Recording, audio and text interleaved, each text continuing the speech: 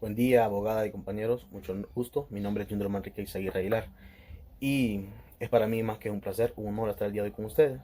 Y en compañía de mis demás colegas vamos a hablarles sobre lo que son las medidas cautelares en materia penal. Para que nosotros tengamos una idea o manejemos un concepto de lo que es las medidas cautelares, hemos traído una definición de esta. Bien, las medidas cautelares son un instrumento de proceso penal que puede ordenar un juez al inicio de un litigio. Estas con el fin de garantizar la eficacia del proceso, así como la ejecución de lo juzgado cuando se considere que existe algún riesgo que puede impedir el correcto desarrollo de dicho proceso. Las medidas cautelares son utilizadas cuando tenemos una sospecha de que el imputado puede o bien huir de lo que es el proceso o puede ir y manipular la evidencia o eliminar la evidencia del proceso. Entonces es aquí cuando nosotros utilizamos lo que son las medidas cautelares con el fin de salvaguardar el proceso.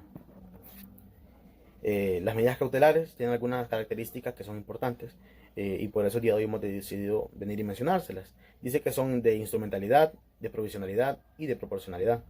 Cuando hablamos de instrumentalidad, estas sirven como instrumento para que el proceso se lleve a cabo de la mejor manera. Cuando habla de provisionalidad, dice que las medidas cautelares garantizan la efectividad de la sentencia. O sea, buscan una sentencia la cual sea acorde a lo que sucedió y no sea alterada. Cuando hablamos de proporcionalidad, dice que las medidas cautelares deben ser adecuadas para los fines que se persiguen. Bien, para estas medidas de cautelares tenemos tres presupuestos que son importantes. El fumus boni iurus en latín, traducido al español es la ley del humo, dice que las medidas cautelares no anticipan el juicio, ni suponen un pronunciamiento sobre el fondo, pero deben existir indicios suficientes que justifiquen su adopción. Entonces no podemos venir y ponerles medidas cautelares a cualquier persona que se vaya a someter a un proceso, sino que tienen que haber razones justificables para que ésta se dé. Tenemos también lo que es el periculum in mora, que es el segundo presupuesto, y es el peligro por la mora procesal, es decir, la necesidad de evitar que una resolución tardía impida que se haga justicia. Como bien sabemos, hay muchos procesos los cuales están años y años y años para poder llevarse a cabo o bien dictar una resolución, y esto pues de una u otra manera influye en cuanto a la resolución que dé el juez. Tenemos el punto número 3, la resolución judicial, que dice que sirve para que se adopte una medida cautelar. Debe existir una resolución judicial motivada para que los ordene. Bien, tenemos medidas cautelares personales, y estas pues son medidas las cuales se dan y vienen a suponer una limitación o una prohibición de las libertades individuales del imputado. Permiten limitar e incluso prohibir algunas acciones, prohibir la libertad de movimientos para evitar que manipule o destruya pruebas. También sirve para proteger los derechos de las víctimas. Dentro de estas encontramos, aquí están citadas las más importantes: la detención, la prisión provisional y la libertad provisional.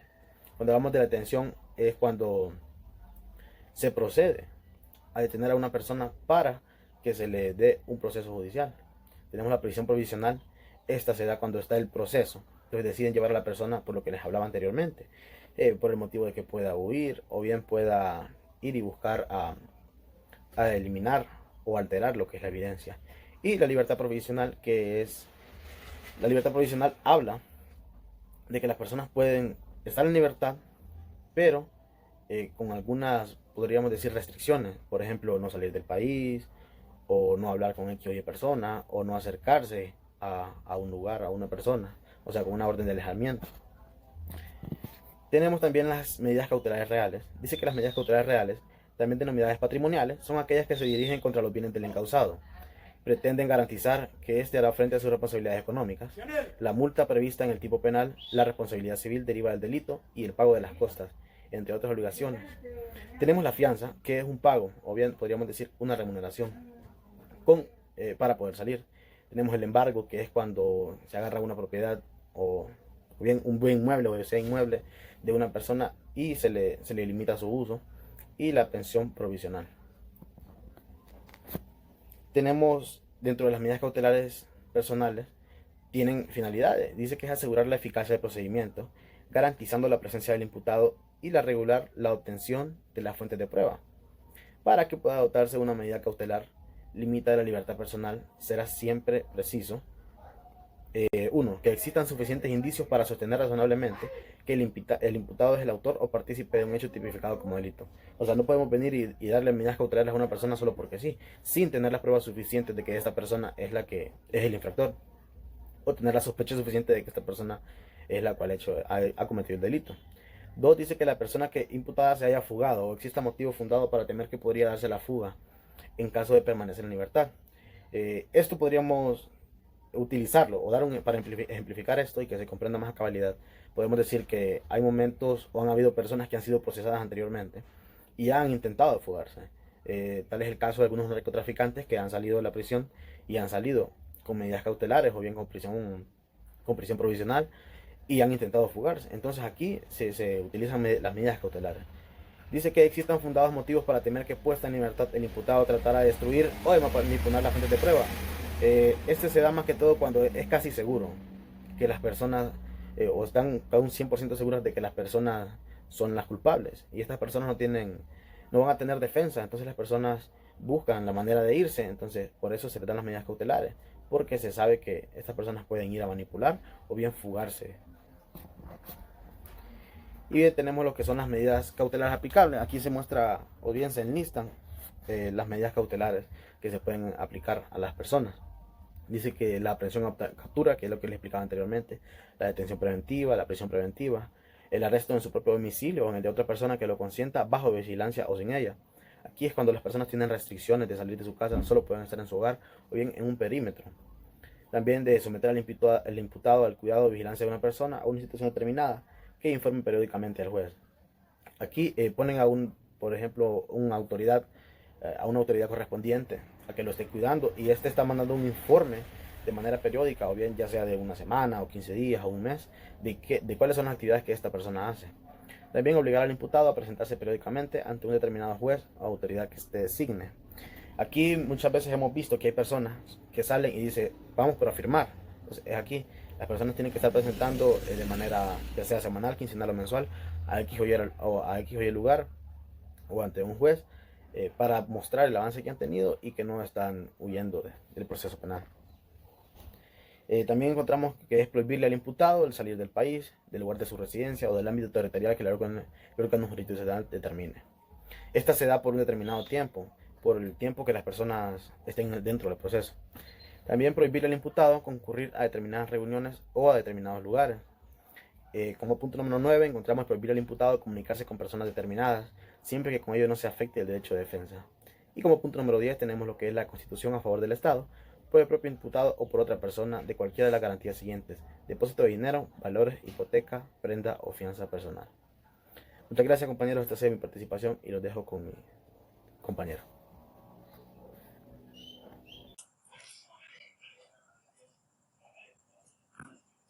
Buenos días a todos. Bueno, yo seguiré con la exposición y les voy a hablar sobre la imposición, revocación y reforma de las resoluciones sobre medidas cautelares.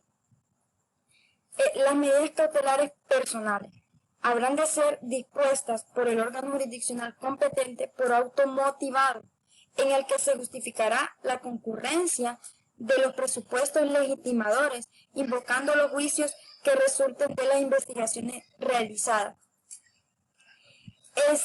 ¿Qué deberá tener en cuenta el órgano jurisdiccional competente para la imposición o seleccionar la medida aplicable? Bueno, deberá tener en cuenta su idoneidad y proporcionalidad en relación con los fines que se pretendan conseguir, teniendo en cuenta la gravedad del hecho y de la pena, que en caso de condena podría ser impuesta, y las circunstancias personales también del imputado. La resolución que imponga una medida cautelar, así como la que rehace, podrá revocarse y reformarse de oficio o a petición de parte, cualquiera que sea el estado en que esté el proceso. También en cuanto a la aprehensión de la persona,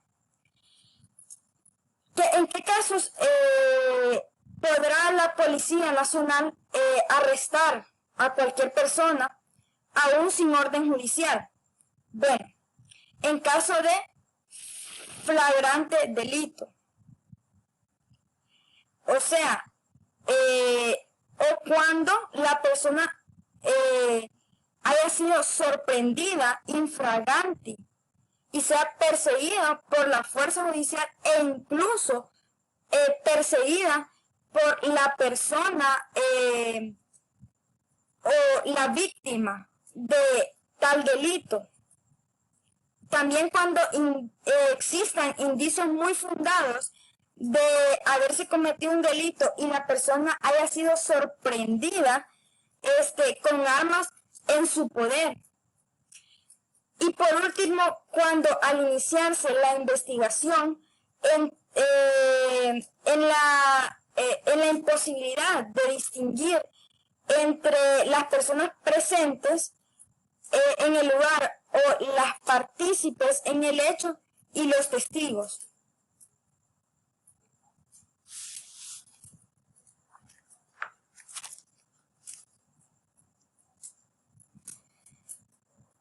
La detención preventiva de la libertad. ¿Qué se entiende por detención preventiva de libertad?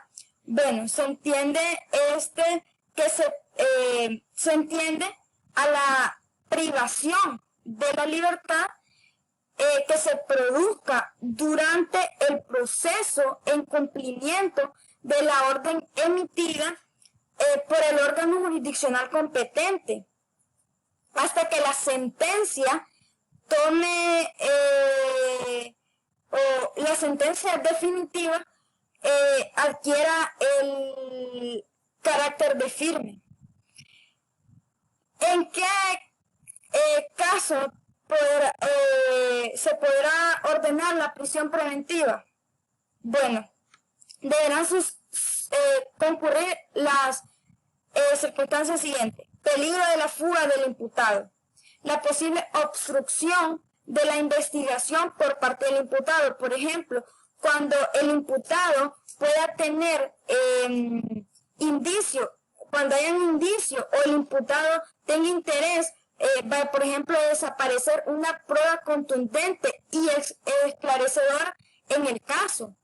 También cuando haya riesgos fundados de que el imputado se reintegre a la organización delictiva a la que hay sospecha que pertenece y utilice los medios que ella le brinde para entorpecer la investigación o facilitar la fuga de otro imputado. Por ejemplo, este inciso se lo podemos acreditar a las personas que pertenecen a una estructura criminal, como ser las pandillas o maras, por ejemplo la Mara MS y la 18, que están establecidas en nuestro país. También el riesgo fundado de que el imputado atente o ejecute actos de represalia en contra del acusador o denunciante. Es en estas circunstancias en las que se le puede privar de la libertad preventivamente a una persona. También, por otro lado, el Ministerio Público puede ordenar la detención preventiva de una persona. No necesariamente tiene que ser el juez competente o un juez. También el Ministerio Público puede ordenar la detención preventiva de una persona. ¿En qué caso? Cuando existen razones para creer que el sospechoso participó en la comisión de un delito. También al iniciarse una investigación y no puedan identificarse los presuntos imputados o testigos. Y por último, a cualquier persona obligada a prestar declaración y que ésta se niegue a hacerlo.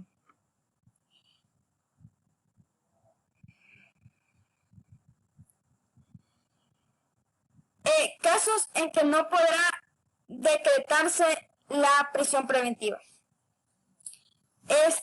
A los mayores de 70 años, las mujeres en estado de embarazo, las madres durante la lactancia de sus hijos, las personas afectadas por una enfermedad en su fase terminal, quien actúe al amparo del artículo numeral 1 del Código Civil, del Código Penal. En estos casos no podrá decretarse la prisión preventiva y en su caso se sustituirá por un arresto domiciliario. La prisión preventiva, o ¿cuál es la duración de la prisión preventiva? Bueno, la prisión preventiva podrá durar como regla general hasta 1 año. Pero cuando la pena aplicable al delito sea superior a 6 años, entonces la prisión preventiva podrá durar hasta 2 años. Solo las medidas sustitutivas las que sean decretadas de acuerdo a las circunstancias y naturaleza del caso. Por ejemplo, la medida sustitutiva que les mencioné anteriormente, que es el arresto domiciliario. En caso, por ejemplo, de la mujer embarazada o la madre durante la lactancia. Y los mayores de 70 años que como medida sustitutiva se le puede otorgar el arresto domiciliario, ya que no puede decretársele a prisión.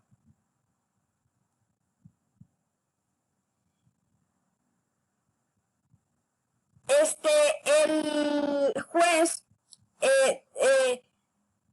se referirá a la sustitución de la prisión preventiva para evitar una medida más gravosa para la libertad de dicha persona o del imputado.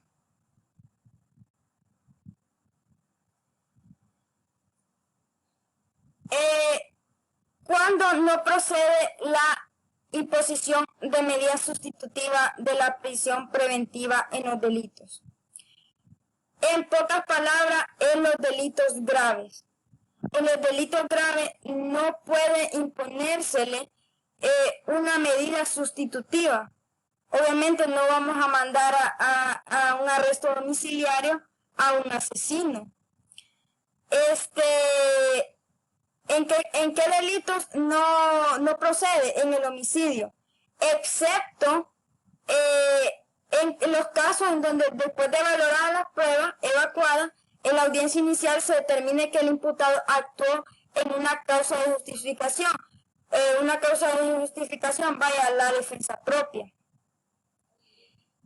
El asesinato, el parricidio, violación, trata de personas, pornografía infantil, secuestro, falsificación de moneda, asociación ilícita, que en este caso las personas, por ejemplo, que integran una estructura delictiva o una mara, se les imputa por asociación ilícita. Extorsión, delitos relacionados con armas de guerra, terrorismo, contrabando en los actos de defraudación fiscal, etcétera.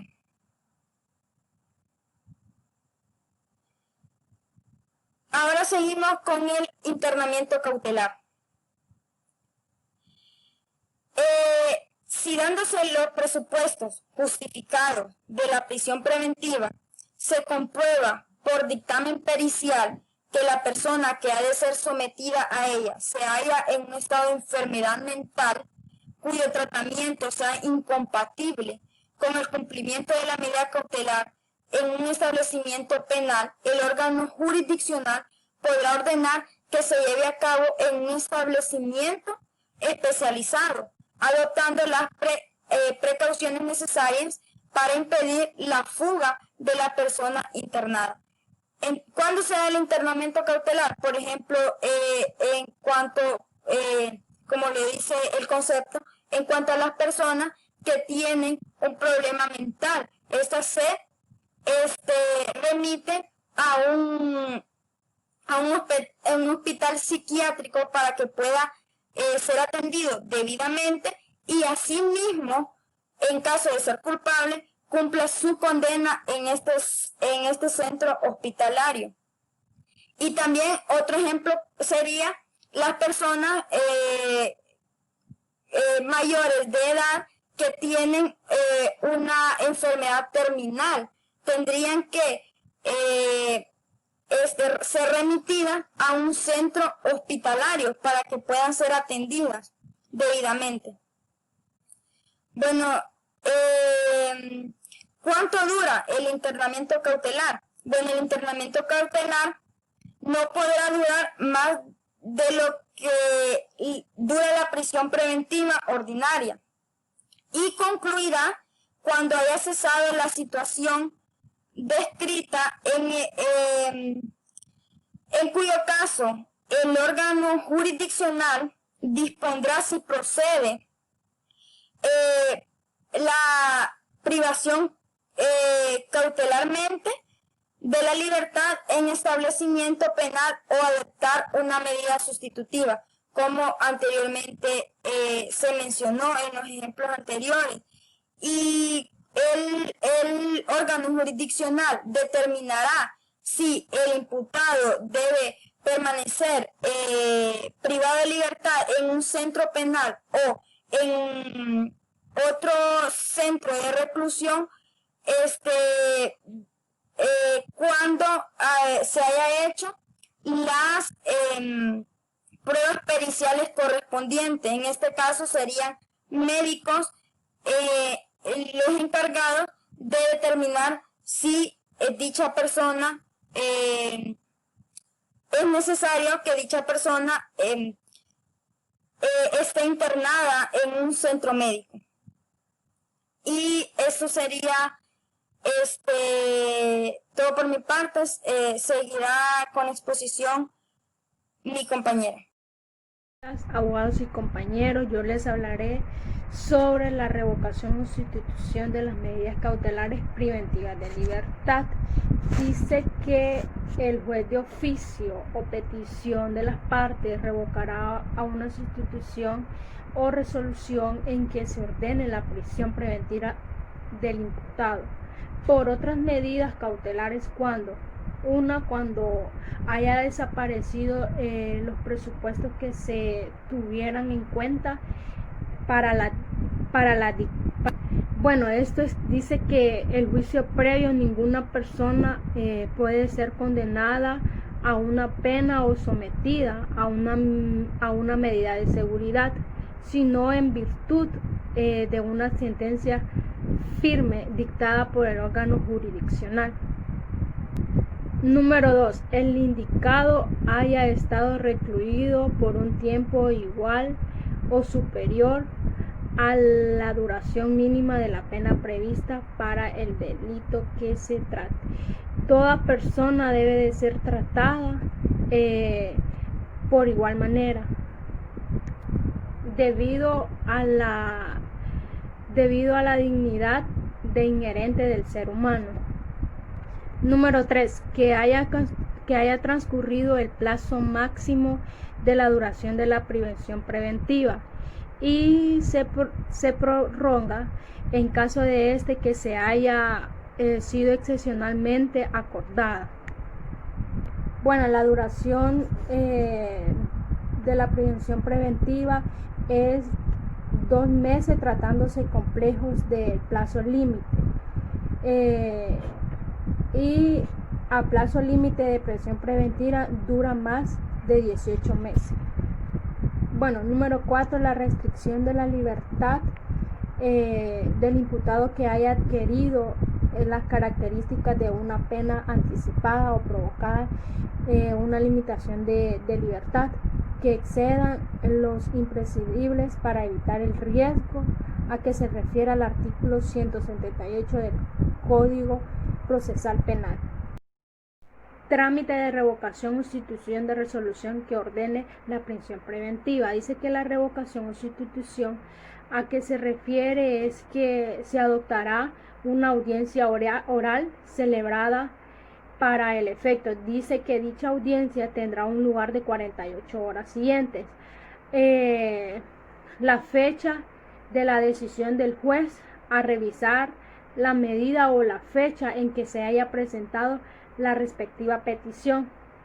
Nos dice también que se puede celebrar con una citación de fiscal y de las partes, aunque se llevara a cabo con quienes concurran. Finalizada la audiencia, el juez resolverá por automotivado los que estimen procedente en el mismo día o el inmediato siguiente. Muchas gracias. Bien, buenos días, abogado y compañeros. Yo les voy a hablar un poco acerca de lo que son las apelaciones de las resoluciones relacionadas con la prisión preventiva. Cabe destacar que las resoluciones que impongan, modifiquen o declaren sin lugar una medida cautelar serán apelables en un solo efecto. El recurso de apelación no se suspenderá el cumplimiento de la medida apelada. En tal caso, el emplazamiento no podrá exceder de 24 horas más el término de la distancia. Admitido el recurso, el juez remitirá sin tardanza al Tribunal de Apelaciones copia de las actuaciones que guardan la relación con la resolución de la apelación a criterio del titular del órgano jurisdiccional, quien certificará la misma. La Corte de Apelaciones resolverá sin más trámite dentro de los 3 días siguientes de recibidas las actuaciones. Esto más que todo es cuando un individuo ha sido privado de su libertad y todavía no se le ha dictado sentencia, entonces puede acceder a lo que son las apelaciones de las resoluciones relacionadas con la prisión preventiva. Entonces puede optar a apelar antes de que llegue a un juicio para obtener un beneficio para el imputado. Las resoluciones que impongan, modifiquen o declaren sin lugar una medida cautelar serán llamadas a efecto solo en tal caso. El emplazamiento no podrá exceder de 24 más el término de la instancia. Bueno, se hablaba de que tiene la Corte de Apelaciones tiene tres días para contestar lo que es el recurso de apelación, en este caso de las resoluciones relacionadas con la previsión preventiva, y 24 horas para poder interponer lo que es el recurso de apelación. El lugar de cumplimiento de la prisión preventiva y el tratamiento del imputado. Las personas contra quienes se hayan dictado prisión preventiva cumplirán estas en las cárceles y presidios del país, pero en un lugar absolutamente separado de los que ocupan quienes hayan sido condenados. La prisión preventiva cumplirá de tal manera que no adquiere las características de una pena, ni provoque que al imputado u otras limitaciones de las que impredecibles para evitar una fuga, la obstrucción de la investigación o que continúe en la actividad delictiva. Esto más que todo es cuando el imputado todavía no ha podido comparecer a lo que es un juicio de sentencia definitiva. Entonces podrá optar a lo que es podrá ser llevado a una prisión, pero no tendrá el mismo trato que los demás reos, sino que será tratado de una forma distinta porque todavía no ha sido juzgado por el juez competente. Porque todavía está esperando que se le juzgue a poder comparecer para el último fallo que puede dictar el juez competente. La incomunicación del imputado sujeto a prisión preventiva. Bueno, más que todo esto es cuando dice que el juez, a petición del fiscal a cuyo cargo se encuentre la investigación, podrá disponer la incomunicación del imputado por un plazo no mayor de 24 horas si existen motivos fundados para temer que de otra manera obstruyera un acto de concreto a la investigación. Bueno, más que todo aquí podrán mantener incomunicado al individuo por un plazo no mayor de 24 horas, habla, pero dice que se puede extender a 6 horas, se puede extender a 6 horas, pero no más de 6 horas, poderlo mantener incomunicado. Claro que también aquí sí puede obtener lo que es interactuar con su apoderado legal, pueden tener comunicación, es con el único que puede estar plasmando lo que son las comunicaciones con el apoderado legal, que no se le puede restringir.